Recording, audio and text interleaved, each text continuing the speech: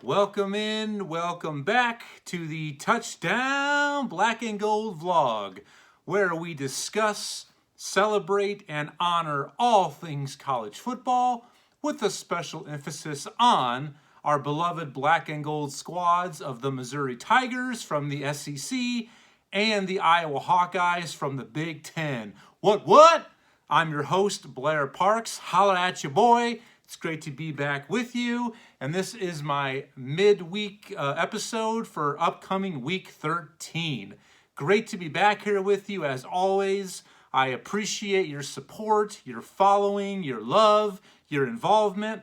Before I move forward, I always invite and appreciate any likes, any shares, any subscriptions, any comments. I want you guys involved. I'm not doing this to make a buck. I have no monetary reward doing this. I do this each and every week, 3 times a week, because I just want to share my passion of college football with you, the black and gold family, and every college football fan near and far.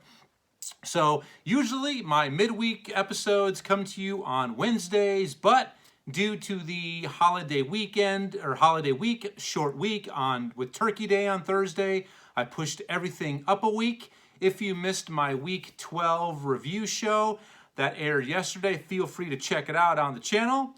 And tomorrow I will have the Week 13 preview show up in time for the Egg Bowl, which happens on Thursday night. Big time game, big stakes there in the Magnolia State. And also lots of football playing on Black Friday, including not 1, but 2. Both of our black and golds, Missouri and Iowa, take the field on Black Friday. So as normal, if you are first time here with me on the Black and Gold vlog, the midweek shows, I always will give you my updated team power rankings. But prior to that, I'll share with you the updated or breaking headlines and storylines. Also give you my updated Heisman Trophy race, where I see the candidates right now, who I think at this point in the season has earned and will be in New York City as a finalist for the Heisman Trophy hardware. But usually on my midweek show, I will share with you the updated college football playoff rankings. I can't do that today because it is Tuesday. Those come out tonight, so I will do a little bit of prognostication, a little bit of forecasting, share with you how I see the rankings fall tonight, and I'll share those with you officially with some analysis and commentary tomorrow during the preview show. So without further ado, let's get right on into it. So let's go ahead and start off this episode with the updated headlines. And I do have some late-breaking injury news, and it burdens me to share this with you. These are still amateur athletes, and I know that how one major injury to one key position of our favorite teams, whether it's black and gold or not, that can absolutely derail a season. And I've been there, done that, and I'm going to share 2 big, huge injury news headlines with you. One is late breaking as of yesterday afternoon, and the other happened about 2 weeks ago. Haven't really had the opportunity to share it with you. I've been on vacation. Life does happen, people. Like I said, this is a hobby, not a job. So please forgive me. If you're in the know, you might already know of this injury. But let's start with the one that happened 2 weeks ago. Week 13 always symbolizes in Alabama the Iron Bowl, but unfortunately, this year's edition, Auburn will be without their starting quarterback, Bo Nix, who had a season-ending ankle surgery 2 weeks ago in the game against Mississippi State. So Auburn really comes into this game limping. They've now lost 3 in a row. They're sitting there at 6-5 under first-year head coach Brian Harsin. Things have not gone according to plan, but it is a rebuild. It's an overhaul, different personnel, different coaching staff. So bear with them. Let's give them a little bit more time. So unfortunately, Bo Nix is out. He will not return probably for the bowl either. He will be out for the season with his injury. He really is one of those players that's high risk, high reward, but also is big time risky, as I said. But unfortunately, they will be without his services the rest of the year. So good luck, Godspeed, get back as healthy as ever, and I look forward to seeing you on the gridiron next year, Bo Nix. Now, the other injury, this is huge. This impacts especially our Iowa Hawkeyes for their game, Black Friday in Lincoln against Nebraska.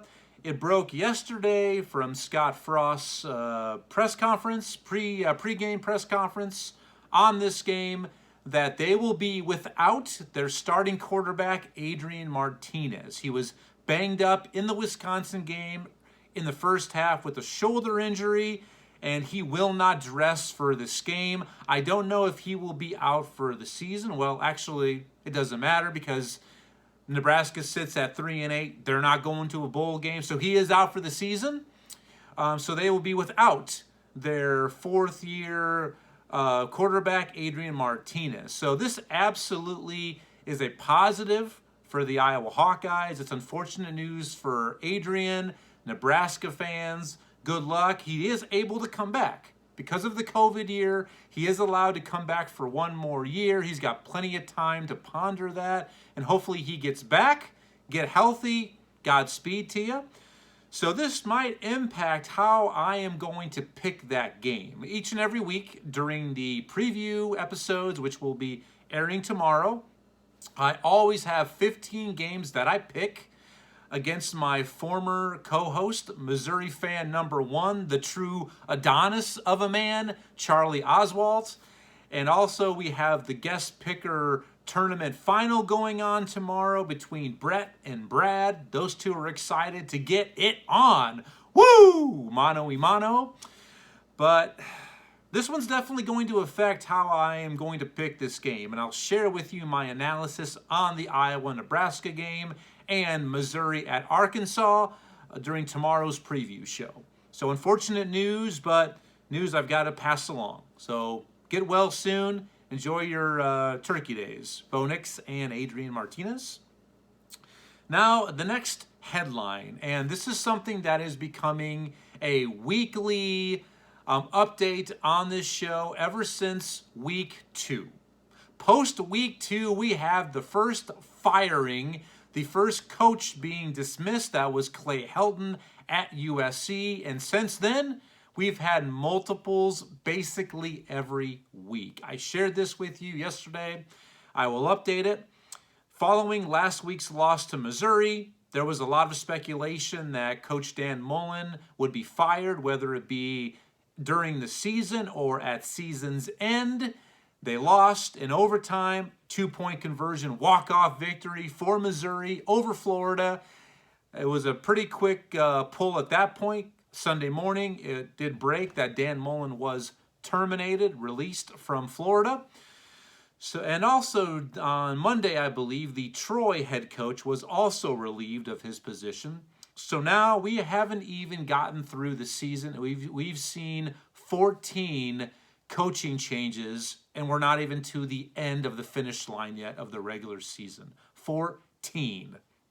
And the Dan Mullen, I'm going to just kind of harp on this one a little bit. I am going to expand on this because this was one that is still shocking to me. I mean, this was a man who was finishing up his 4th year at the helm of Florida. He's been to 3 straight New Year's 6 bowl games. I mean, his first year, he inherited a team that went 4-7. He won 10 games his first 2 years.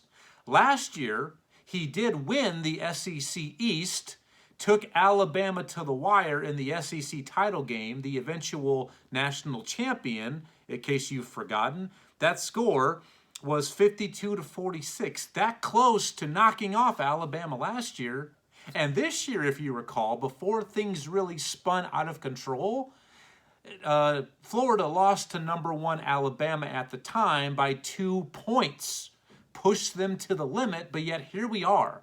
Things have spiraled out of control in regards to the coaching carousel with Dan Mullen. They sit at 5-6, need a victory over their in-state rival, Florida State, Saturday to get to bowl eligibility. this was a tough one. This is one that still, it really expresses the new motto in college football: what have you done for me lately? And maybe expectations are too high at Florida. That's definitely something that I see at a lot of programs. But I definitely think that his firing, if it comes down to his performance of his teams on the field, Florida has no solid ground to stand on. I just said what he's done his last 3 years, and even this year, pushing Alabama to the brink, to where if it comes down to performance, this is an absolute way off the cuff firing. But it has been known that Dan Mullen is not one who enjoys the needed 365 job of recruiting, especially at a high standard blue blood program like Florida. He is not big into the recruiting aspect. He's not a big fan of the NIL laws that passed. He's expressed that in the media. He also has flirted with going to the NFL the last couple of years. So maybe it just came down to that, to things that were maybe adding up to the cliff that they're seeing at Florida. I mean, I think if he had himself a top 10 recruiting class for next year, he's not going anywhere. They give him at least another year. But also it could be some of his decisions and his personality the last 2 years. There's been some times to where he's done things maybe out of belief. He can do them because he can. He's deserved it. Maybe he believed he was entitled to it. And I'm talking about the big one from last year in the swamp where Mizzou traveled to Florida. It was a highly contested first half. At the end of the first half, a late hit on Florida quarterback Kyle Trask resulted in a little melee. Dan Mullen absolutely incited that riot, because that's exactly what it became between the two teams. A couple weeks before that, when they lost on the road at A&M, the crowd size he didn't like at College Station, so he said post-game that, well, hopefully we can pack the swamp. We have them shoulder to shoulder, lap on lap, right in the middle of a global pandemic. Kind of a tone-deaf remark, absolutely. But the funny thing about that, and maybe it's just irony, that I think 2 days after that week, he came down, he tested positive for COVID-19 and had to sit out that week's game following that A&M loss. And so there are just some things that he's done that maybe led to the decision to fire him that are off-field issues. But once again, I've said this before, if that's the case, ADs can just say that. You're not slandering somebody. You could say Dan Mullen was dismissed because we believed he was not recruiting at the high level that we expect here at Florida. Maybe he's said some things that don't reflect our thoughts as a university, as a program. You can say those things. It's not slander. Once again, it seems so difficult these days for people to just confirm what reality is. People just don't want to do that. They continue to how dare we confirm or verify what the reality is? It's not slander if it's the truth. If you just don't harp on it, if you present it correctly, it's fine. But places still continue not to give us reasons why they do what they do. And maybe that's just the norm. Common sense, as I've said on this show before, is no longer common, apparently. So Dan Mullen gone, and with that, we now have 7 openings for head coaches at the Power 5 level, but like I just stated, 14 total. I mean, that is absolutely ludicrous. It is a trend that has to stop. And the real question is, are there going to be enough viable candidates to fill these positions? Because programs like Florida, like USC, LSU, they all want the same thing. A coach who brings in a high acumen, who has a lot of experience, who has sustained success, national titles, can recruit, can be the guy that we win the press conference with, but win in the homes of these recruits. You hear the Bob Stoopses, the Urban Meyers. There's so much going on right now in the world of the coaching carousel. But how many of those guys are out there? How many? I'm sorry, each one of these programs want the same person, but we're not tuning them out in a factory. They're not being cloned. So it's going to be so interesting what happens in the offseason with these new hirings at all of these universities. For example, let's say James Franklin goes to LSU or USC, which seems to be, the rumor. Then someone's got to fill the position at Penn State. Another blue blood. The domino effect is going to be absolutely crazy, and I cannot wait to see it unfold and to share it with you. So that's where we are with the updated coaching carousel. I mean, just out of control. It's off the rails. Hopefully not coming to a town or city near you, but hide the women, hide the children, be on the safe side. Covet, take care of your coach. It's absolutely mind-boggling that we've gotten, this is where we are now with college football. And I really think it is all about the money. And that is the perfect lead into the storylines that are going on. It's all about the buck, the bread, the dinero, the clams, the ruble, the pound, the Deutschmark, the peso, whatever. That is really what's dictating a lot of this. And I'm going to do the best I can to present this so it makes sense to you. Let me share this with you. Last week, it was reported prior to their big matchup with Michigan State that Michigan State was working on a new contract for head coach Mel Tucker, who has been rumored to be the top target at LSU because of his roots and his experience in the South on that staff. So there was rumored this new contract was for 10 years for $95 million. Millions. Wrap your head around that number.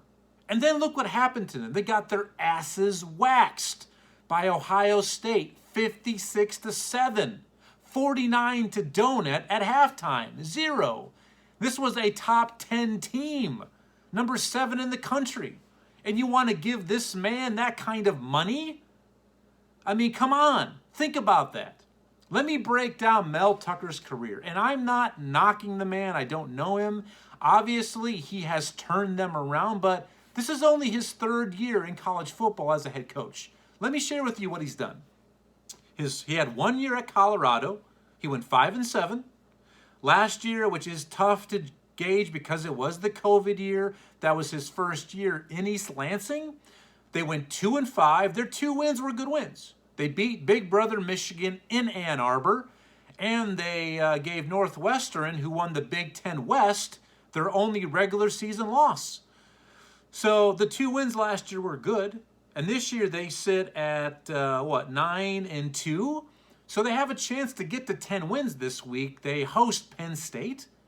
But think about that: 5-7, 2-5, 9-2, maybe 10-2, maybe 9-3. That sounds like a $95 million investment to me. What are we doing? What are we doing?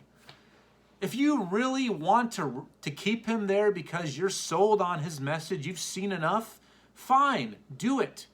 If you're doing it simply because you don't want to lose him to another team, I'm not what you would call a smart man, and I'm not. I never claimed to be.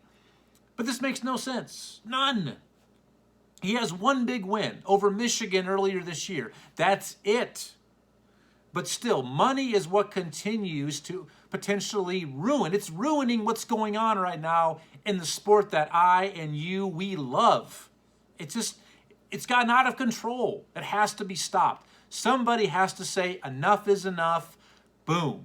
Just use the Darth Vader style. I find your lack of faith disturbing. And just stop it. Hopefully Michigan State, hopefully for Mel Tucker, it seems like it wasn't done, but he definitely should have signed that prior to that game. So maybe now they're going to re-examine that potential contract, which they should. Just to kind of go off of that, I'm looking at some of these buyouts. And I've got to share some of these coaches' buyouts with you. During all of the firings we've had during this season, that these are what universities and boosters are paying coaches to walk away. Ed Ogeron, who, remember, is not even 2 calendar years removed from winning a national title at LSU, he's walking away with $16.8 million. Dan Mullen, who just got fired at Florida, $12 million buyout. Clay Helton at USC making $10 million to be fired. He also already got a job. He is the new head coach at Georgia Southern, I believe. Not State. I think it's Georgia Southern, the Eagles. Already got himself a new job. We have Jimmy Lake at Washington. He's bought out for $9.9 million. Gary Patterson at TCU, $8.5 million. Justin Fuente, V-Tech, $8.75 million.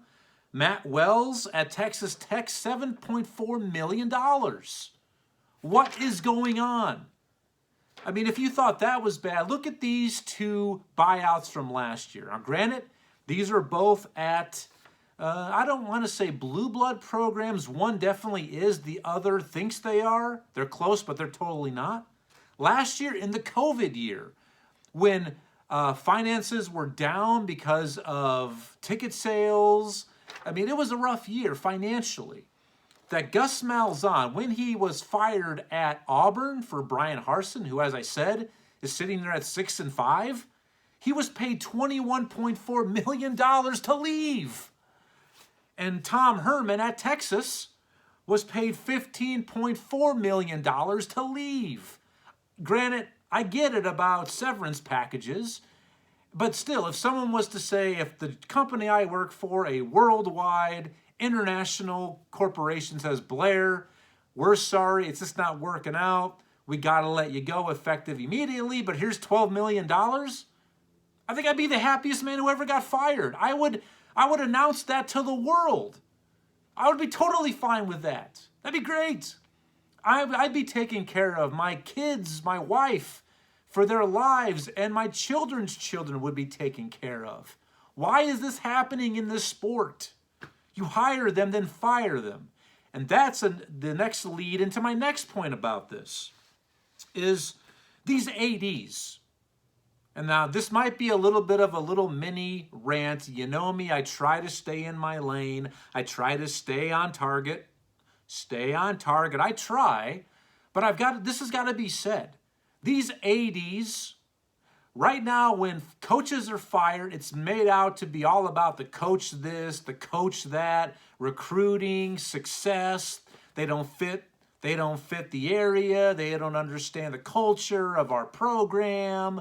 Off-field scandals, blah, blah, blah, blah, blah. But it seems like these ADs who hire them, they escape scot-free. They should also be there to face the music. Now, I know some do when they really are off base with an awful hire, but it seems like to this guy right here, these ADs get off scot-free.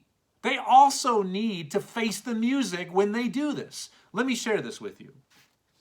Three of these coaches that just got fired were hired by current ADs who hired them at the time and still are there at their programs. Let me share this with you. First, Kirby Holcutt is the AD at Texas Tech. He hired Matt Wells, who was in the midst of his 3rd season. He was fired. Just mentioned that for that $7.4 million buyout. Kirby Holcutt hired him 3 years ago. And the whole issue, when he was fired, the issue was it wasn't working out. He didn't really understand the makeup of the area of Texas Tech football, the region. But then again, you hired him. He was labeled an outsider, a guy who didn't belong there, but yeah, you hired him.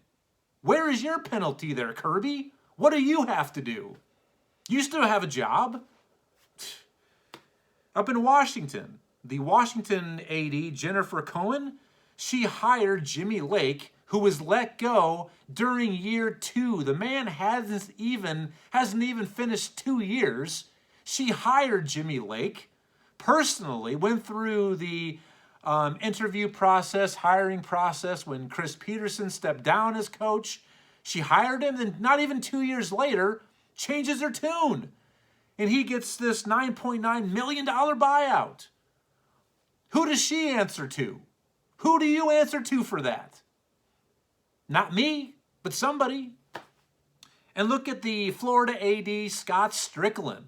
He hired Dan Mullen, who was in the midst of his 4th season, not even finished up 4 years. He hired him 4 years ago.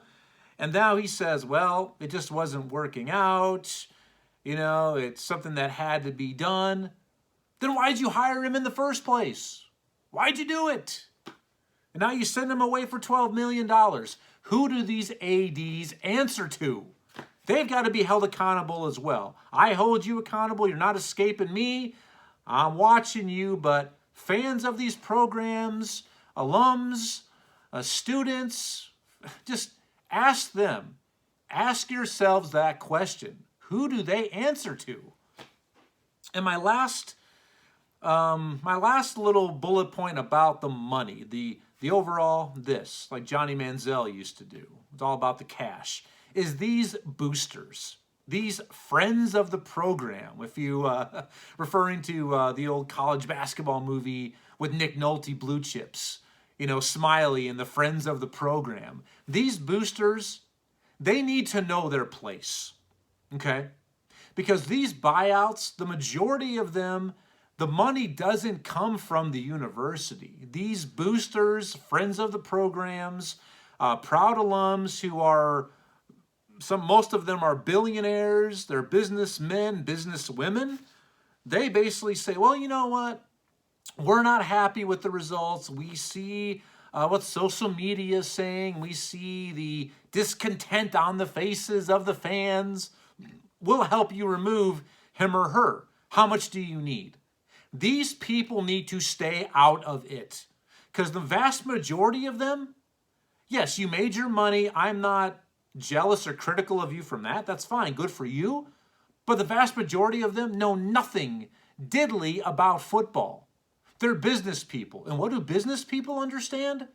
That's right. The bottom line, simply wins and losses. They know nothing about personnel, about trends, about recruiting, about schedules.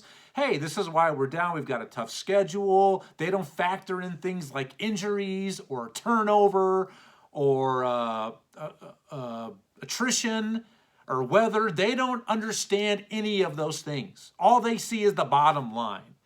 And when these ADs who I just lamented about, they feel the pressure. Oh my God, we're shaking. I don't want to.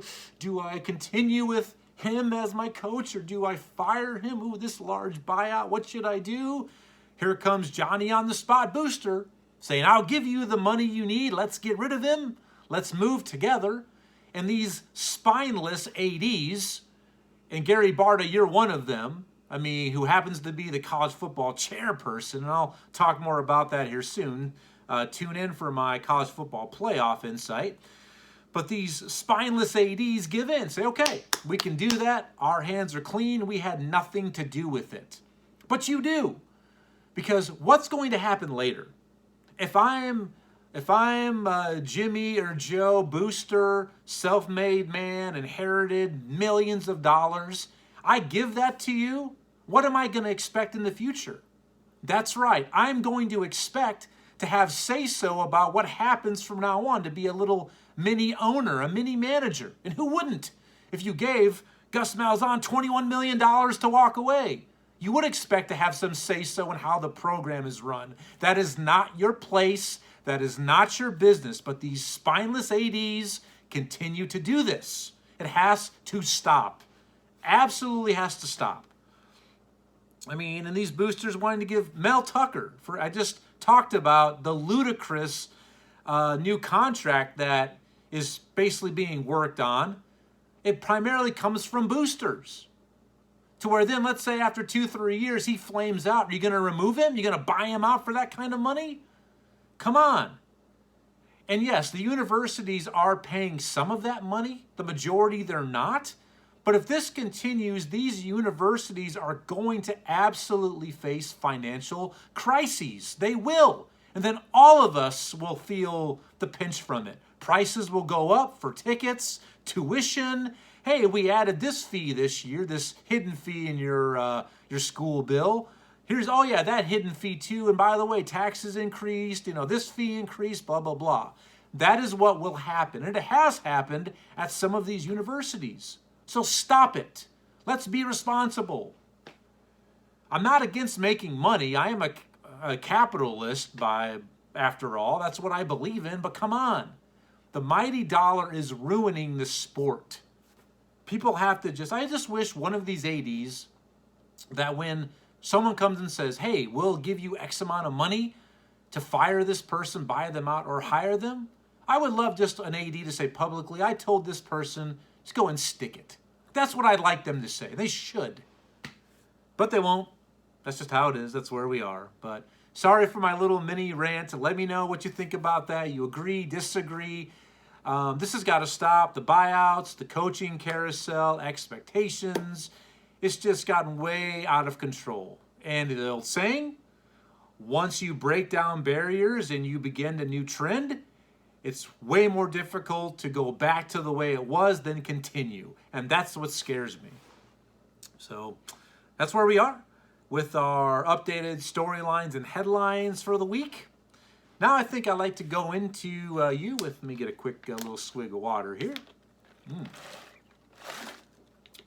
Let me go at this time. I like to update you on how I see the Heisman Trophy shaking out.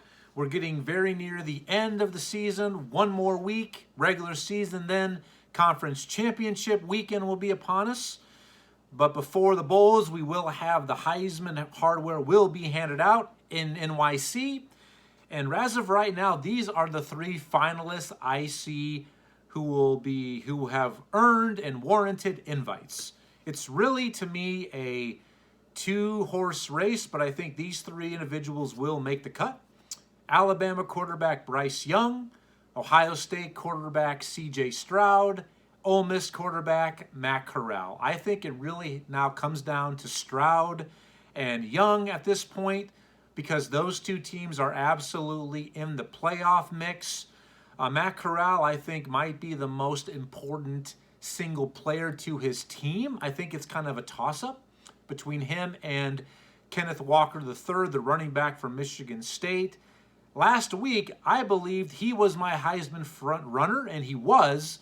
But after that humiliating loss to Ohio State, where he gained less than 30 yards rushing, I think he goes from front runner to not even in the conversation. He just doesn't, just like that.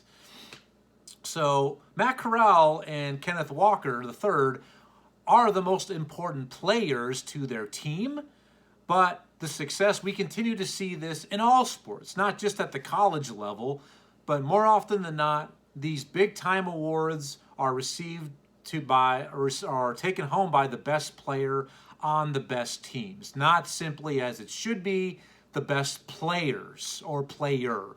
It comes down to we have to award and reward the best teams. So I think it comes down to those 2 quarterbacks at this point. But you know me, I've been on his side. You can call me president of his fan club. I continue to say we need to get Western Kentucky Bailey Zappi invited to New York City. He is, to me, the best player at the non-Power 5 level, and no matter how good these cats perform during any season, they will never have any chance to win a Heisman because they are looked down as, they play in weaker conferences, so weaker opponents, weaker competition. So yeah, their numbers might be just as good as the Heisman finalists, if not better. But still, it's just not the same competition. But Bailey Zappi, he absolutely deserves Heisman love. He should be there. Let me update you on his numbers after Week 12. After Week 12, and his numbers are way ahead of anybody else that I just said who's on my Heisman shortlist. For the season, he has thrown for 4,640 yards, 48 touchdowns to only 9 interceptions, at a 72% completion percentage. He leads the nation in yards and touchdowns. But yet, he's the quarterback. Most of you have no idea who he is. Stud player. Definitely a member of my all-name team if I had one. Bailey Zappi. I mean, how great is that? But this guy has got to be there. And he still has at least 2 more games left. They have their regular season finale this Saturday, and they have clinched a spot in the... they play to clinch the spot in the Conference USA conference title game. So he actually absolutely has 1 game left, but probably will have 2.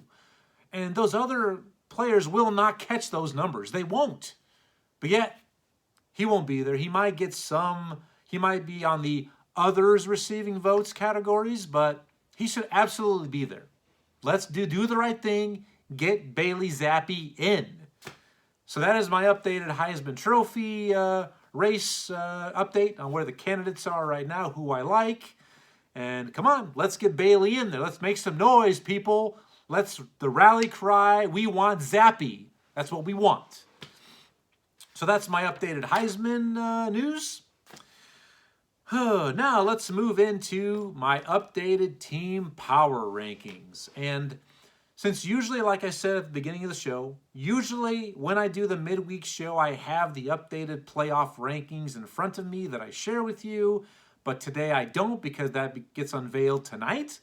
So I'm going to do the best I can to forecast and prognosticate, wax poetic, as far as where I see what the standings are going to be tonight.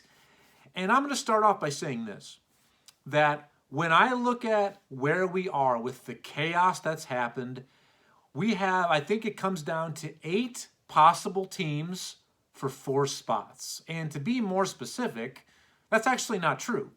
Because Georgia, unless they lose this weekend at Georgia Tech, which we've seen strange things happen, but that's not going to happen, that if they win this weekend, get to 12-0, even if they lose the SEC title game to Alabama, they're in. They're in the playoff no matter what. So in actuality, we only have 7 teams for 3 spots. That's what we have. Georgia is going to be there. So unless they lose to Tech on Saturday. And there's so many different scenarios that can play out. But I really think this is how I see the chips falling tonight. And it hurts me to say this, and I'll explain to you why. But this is how I see the top 8 coming tonight, which, remember, they do the 4, then the first 2 out. But I'm going to share with you where I believe these 8 teams are, the 8 teams that are left. Actually, 7 for 3 spots, like I said. But here they are. I think Georgia will remain number 1. I think Ohio State will hop Alabama and Oregon, since Oregon lost. I think they will be in the 2 hole. I think Alabama will drop 1 to the 3.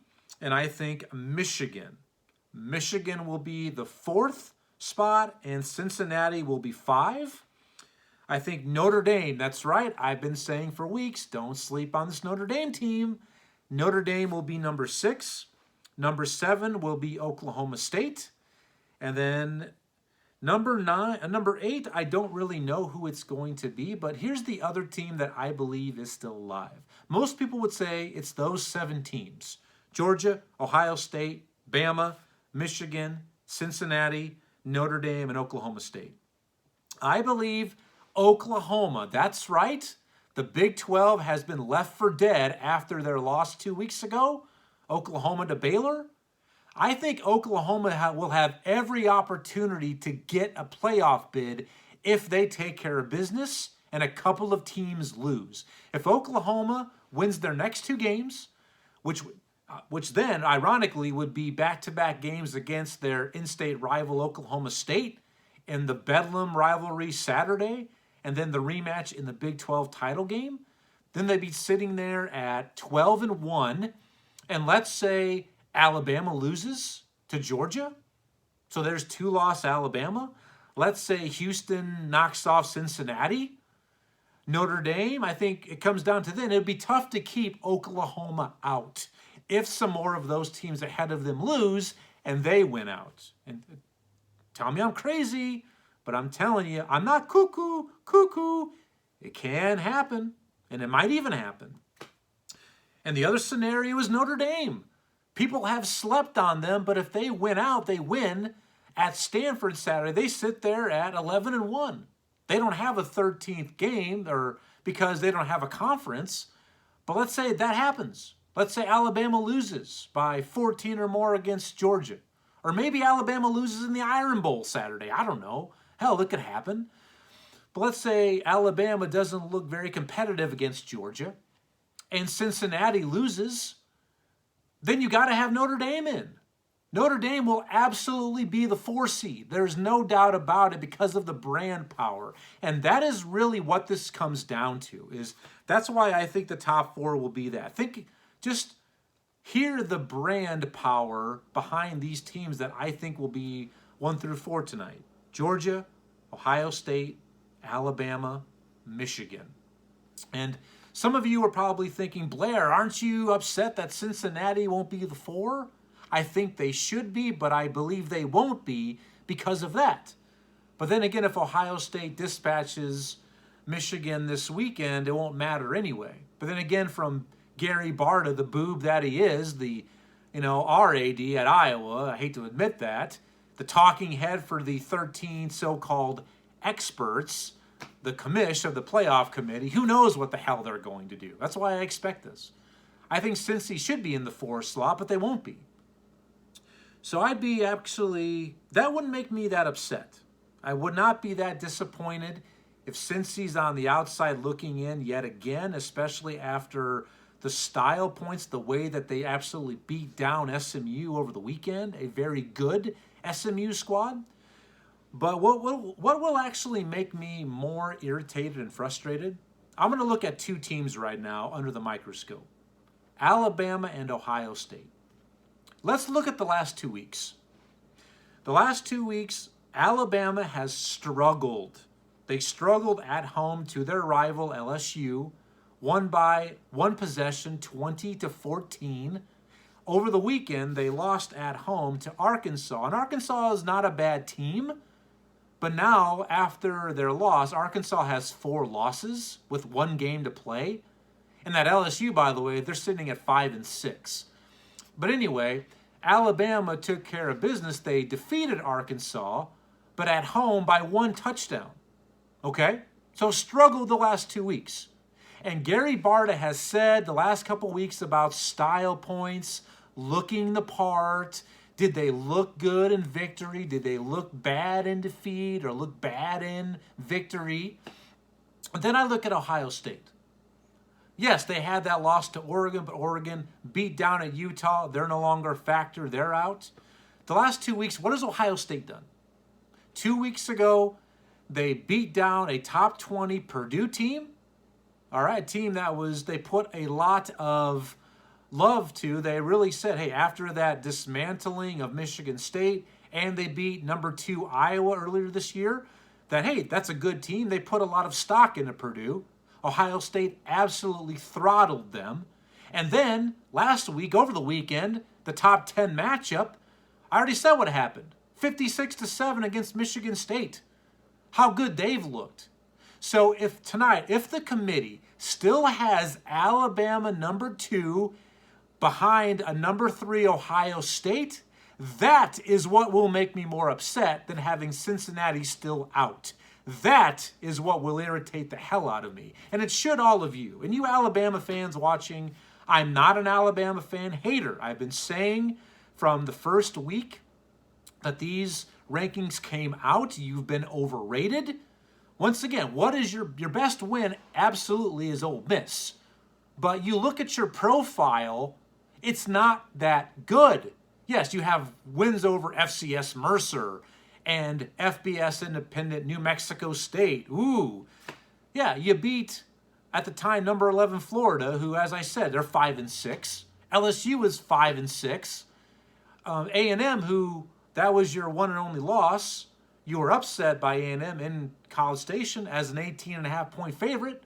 A&M has 3 losses. They could pick up a 4th loss this weekend. Who have you beaten? Mississippi State is sitting there at 7-4. Mississippi State lost to Memphis. You don't deserve to be in the 2 hole. And if you are tonight, it's an absolute disgrace. But it won't surprise me with the experts and how consistent they've been. So, especially 2 weeks ago, when Kerry Barta's explanation about having Michigan ahead of Michigan State, which doesn't matter now, obviously. Michigan State will be buried, I think, tonight. But still, to basically say, well, just take the eyeballs out of your sockets, disregard, there's no need, don't remember actually watching that game between Michigan and Michigan State. Yeah, Michigan State beat them head-to-head, but we're going to put Michigan ahead of them because statistically they have a better profile via the stats. So just look the other way. Don't even watch the games. Bridesmaid style. Look the other way. Look away. Absolutely far out, man. So we'll see. We'll see what happens tonight with the unveiling. But that's how I see the rankings coming tonight. And I still think it comes down to those 8 teams. Those 8 teams for 4, but really 7 teams for 3 spots. That's what it's going to come down to. So here are my updated team power rankings, updated from last week. There is some movement after the losses by Oregon and Michigan State. Every week I give you my top 10 plus 2. So these to me are the best teams in the country based on what they've done on the field, who they've beaten, how they've looked, and their overall profile. So let's get down to it. Staying at number 1, they've had it on lockdown. They've been camping out for a while in standby mode. The Georgia Bulldogs. Number 2 this week, up 2 spots because of that dismantling of Michigan State. I've got Ohio State moving up to number 2. Number 3, down 1 spot, not necessarily because they looked bad against SMU. I just said they looked really good. They were very impressive in that victory, but this is more about how good Ohio State looked against the number 7 team in the nation. I've got down 1 spot this week. Number 3, Cincinnati. Number 4, up 1 spot. They won, but not in convincing fashion. I've got Alabama at the number 4 spot right now. Number 5, up 2 spots. They looked the part on the road at Maryland, a potential sandwich game, a letdown game from that big win at Penn State with the upcoming The Game against that team to the south this weekend. We've got Michigan up 2 spots in the 5-hole. Number 6, up 2 spots. I mean, they pitched a shutout. This is the best defense no one seems to talk about. I got the Oklahoma State Cowboys at number 6, up 2 spots from last week. In the 7-hole, definitely was a potential letdown game after a heartbreaking loss, big loss at Baylor, but I've got Oklahoma, number 7, up 2 spots. Number 8, up 3 spots. They shut out Georgia Tech, who is not a very good team, but still they looked the part, and that's really important this time of year with playoff and bowl positioning at a vital right now. I've got at number 8, Notre Dame, up 3 spots from last week. Our big dropper this week, I've got number 9, Oregon, down 6 spots with that lackluster performance at Utah. Not taking anything away from the Utes. They looked awesome. I got Oregon in the 9-hole. Number 10, up 2 spots from last week, I've got the Ole Miss Rebels. And what a game that's going to be on Thanksgiving night. I mean, I always look forward to this rivalry game in the Magnolia State between Ole Miss and Mississippi State. Both teams are ranked. Both head coaches are insane personas. I mean, definitely total 180 different personalities, but that's why I think this game has so much intrigue. And plus, Lane Kiffin is one of those coaches being sought at by a lot of programs with all of the coaching vacancies. He's a hot commodity right now. So Ole Miss is at number 10. At number 11, making their initial debut on my power rankings this week, I've got the ACC Coastal Division Pitt Panthers at number 11. They only have 2 losses on the season. One tough loss at home against Western Michigan, and the other they lost at home to Miami. And number 12, making their initial debut on my power rankings as well, are the Baylor Bears. And Baylor is still alive for a chance to play in the Big 12 title game, but they need a little bit of help. They need Oklahoma State to knock off the Sooners in Bedlam on Saturday. So that's it. That's all I got for you today. That was my midweek show for week 13. Once again, I appreciate and encourage any likes, shares, subscribe, comment. Let me know how I'm doing. Did I miss something? Did I foul something up? Is there a topic do you like me to present or discuss? Just let me know.